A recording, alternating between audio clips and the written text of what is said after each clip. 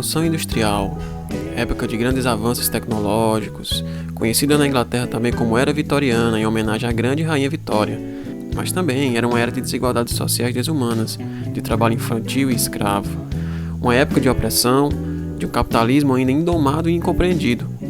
Eu sou o professor Rafael Sobreira e estamos começando mais uma série de aulas sobre Revolução Inglesa e Revolução Industrial. Falaremos sobre as transformações sociais que levaram a Inglaterra a se tornar um país parlamentarista e os processos que levaram esse país a se tornar o primeiro país industrializado. Sendo assim, o centro do que nós chamamos hoje de Revolução Industrial ou de Revoluções Industriais, porque houve mais de uma. Como vocês devem ter percebido, na aula de hoje usaremos imagens e uma gameplay do jogo Assassin's Creed Syndicate, da Ubisoft, que se passa exatamente em uma parte desse período na Inglaterra, na cidade de Londres. Então se acomodem aí, peguem a pipoca, o caderno e o lápis e vamos nessa. Mas espera aí, antes que esqueçam, já vão deixando o like, compartilhando, se inscrevam no canal, marquem o sininho para não perderem nenhuma postagem e agora sim, vamos lá.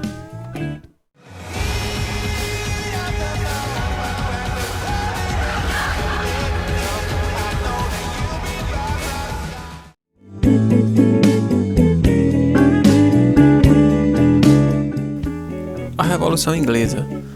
Não podemos falar sobre a Revolução Industrial sem antes a gente falar também sobre a Revolução Inglesa, que foram os processos que levaram a Inglaterra a se tornar o primeiro país industrializado da história. O processo revolucionário que se desenrolou na Inglaterra no século XVII tem raízes nas mudanças socioeconômicas ocorridas no século anterior. Durante a dinastia Tudor, entre 1485 e 1603, a política mercantilista dos monarcas poderosos como Henrique VIII e Elizabeth I ajudou a Inglaterra a se transformar em uma grande potência econômica. Então, nessa época, eles lideravam o ramo da indústria têxtil e da produção de carvão, e no comércio marítimo eles perdiam apenas para a Holanda. No campo, prosperavam a gentry, que era uma pequena nobreza rural, e os yeomen, pequenos e médios proprietários, na produção de lã e gêneros agrícolas que a marinha mercante inglesa comercializava pelos 4 cantos do mundo. Para continuar produzindo alimentos e criando ovelhas em grande quantidade, eles começaram a cercar os seus domínios, expulsando os camponeses que viviam ali, e essa prática recebeu o nome de cercamentos. É bom lembrarmos que durante a Idade Média, no que nós chamávamos de feudalismo, existiam as terras comuns, onde os camponeses trabalhavam, mesmo que não tivessem posse daquelas terras, eles produziam para si e pagavam impostos ao monarca. E essas terras foram as que foram tomadas pelos cercamentos, empurrando assim toda essa galera para as cidades aí. Era comum também a compra de terras por essas camadas sociais. Assim, por meio dos cercamentos e da compra dessas terras, a gentry e os yeomen foram acumulando terras. No campo, enquanto os yeomen prosperavam, outros camponeses empobreciam. Expulsos das terras que trabalhavam, os camponeses se transformavam em andarilhos, mendigos, migravam para as cidades, onde eles se ofereciam para trabalhar por preços muito baixos, salários baixíssimos nas manufaturas, nas oficinas e nos inícios das fábricas. Então, assim, as cidades inglesas, especialmente em Londres, haviam de um lado uma rica burguesia mercantil e manufatureira, e do outro uma massa trabalhadora de trabalhadores urbanos desempregados enorme e uma desigualdade social. A maior parte da burguesia inglesa era favorável à liberdade de produção e de comércio e considerava que a política regulamentadora dos monopólios da monarquia inglesa como prejudicial aos seus negócios.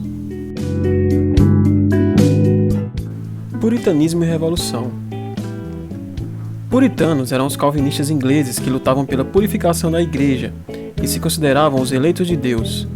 É bom lembrar que o calvinismo é baseado na teoria da predestinação. Então, os calvinistas ingleses, eles acreditavam na teoria de que eles eram os eleitos de Deus. O puritanismo se desenvolveu, sobretudo, entre a burguesia e a pequena nobreza rural, ou seja, aquela galera do empresariado inglês, do campo e das cidades. Eles estavam convencidos da necessidade de lutar contra a corrupção no seio da igreja e do Estado. E foi justamente essa certeza de retidão de causa, entre muitas aspas, um dos principais combustíveis da revolução contra o absolutismo monárquico na Inglaterra, a Revolução Puritana. O rei Carlos I, em suas guerras contra os escoceses calvinistas, convocou o parlamento para impedir o aumento dos impostos para financiar esses conflitos. Porém, o parlamento, se aproveitando dessa chance, revogou vários impostos e atos do rei, o que causou uma reação do próprio rei, que foi invadir a Câmara dos Comuns e mandar prender os líderes da oposição puritana. Então, embora tenha falhado nesse plano de prender esses líderes, esse acontecimento deu início a uma guerra civil que se estendeu entre 1642 a 1649, chamada também de Revolução Puritana. Do lado do rei, a alta nobreza, alguns burgueses mais favorecidos e os membros do clero anglicano e católico. E do lado do parlamento, a gentry, os yeomen da religião puritana e os burgueses mercantilistas e manufatureiros. Surge então o nome de Oliver Cromwell, que reorganiza o exército parlamentar pelo critério do merecimento ao invés de nascimento, então, melhorando muito, obviamente, a eficácia desse exército, no que chamou de New Model Army, ou exército de novo tipo. Finalmente, o exército de Cromwell e dos parlamentares derrotam de forma decisiva as tropas do rei na Batalha de Naseby, em 1645. O rei Carlos I foi condenado à morte e decapitado em 1646. A monarquia declarada extinta e uma nova república assumida por Cromwell tem início. A República de Cromwell. Cromwell, por sua vez, foi um dos governantes mais autoritários que a Inglaterra já vira. Com o apoio do exército, ele tomou a terra dos antigos partidários do rei e as deu à burguesia. Promulgou atos de navegação que instituía que apenas navios ingleses ou de seus países de origem poderiam transportar mercadorias para a Inglaterra. A burguesia ligada ao comércio exterior prosperou e a partir disso Cromwell se aproveitou dessa situação para se tornar, para se autonomear o Lorde Protetor da Inglaterra, tornando seu cargo vitalício e hereditário. Com a sua morte, o seu cargo passa para seu filho, que não teve tanto sucesso. A restauração da monarquia. Sob pressão dos levelers, ou niveladores, e os diggers, cavadores, o parlamento se vê obrigado a aprovar a volta da monarquia, convidando o filho do Carlos I, o rei executado, a ocupar o poder. Obviamente que, uma vez no poder, o rei Carlos II externou todo o seu ódio contra os puritanos e o parlamento, chegando até a desenterrar o corpo de Cromwell e decapitar publicamente. Também nunca escondeu sua simpatia pelo catolicismo. O rei Jaime II, seu irmão, que foi seu sucessor, foi ainda mais longe, e impôs o catolicismo aos ingleses, desafiando o parlamento de maioria protestante. O parlamento, mais uma vez, reagiu, convidando dessa vez o príncipe Guilherme de Orange, casado com a filha de Jaime II, para ocupar o trono. Em 1688, Guilherme entra na Inglaterra com o seu exército e destrona Jaime, no que ficou conhecido como a Revolução Gloriosa.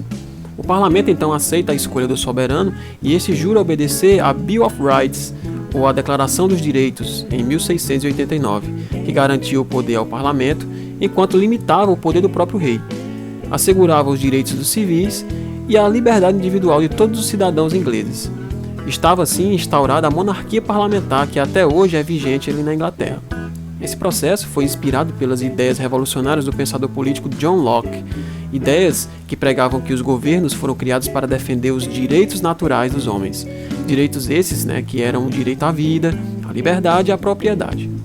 Por fim, a Inglaterra deixava de ser uma monarquia absolutista e passava a ser uma monarquia parlamentar. Os ingleses deixavam de ser súditos para se tornarem cidadãos com direitos e deveres. Essa é uma importante diferença entre uma monarquia parlamentar e uma monarquia absolutista. Além disso, a Revolução favoreceu o desenvolvimento do capitalismo e, consequentemente, a expansão dos negócios da gentry e da burguesia manufatureira e mercantil, o que ajudava também a compreender o pioneirismo inglês na Revolução Industrial.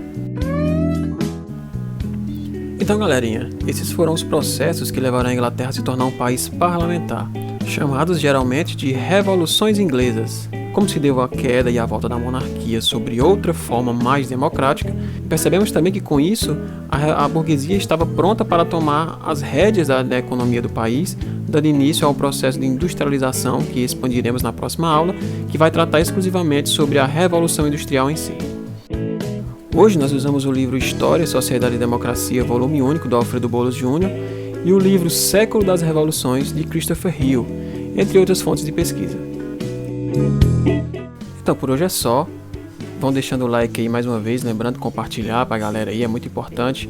que vocês passem para outras pessoas aí esses vídeos, a gente continuar fazendo vídeos bem legais e interessantes e com uma qualidade boa também para vocês. Então é isso aí, galerinha, um abração e valeu! Até a próxima, meus amigos!